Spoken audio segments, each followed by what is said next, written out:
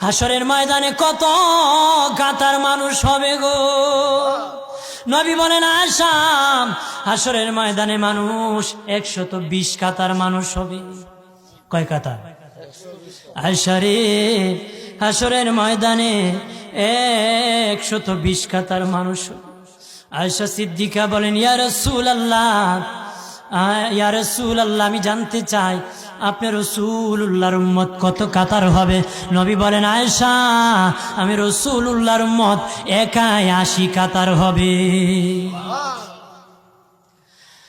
আয়েশা বললেন ইয়া রাসূলুল্লাহ, দিনের নবীজি 80 কাতার দিয়ে আপনার উম্মত হবে, আপনার উম্মতকে কেমনে আপনি চিনবেন?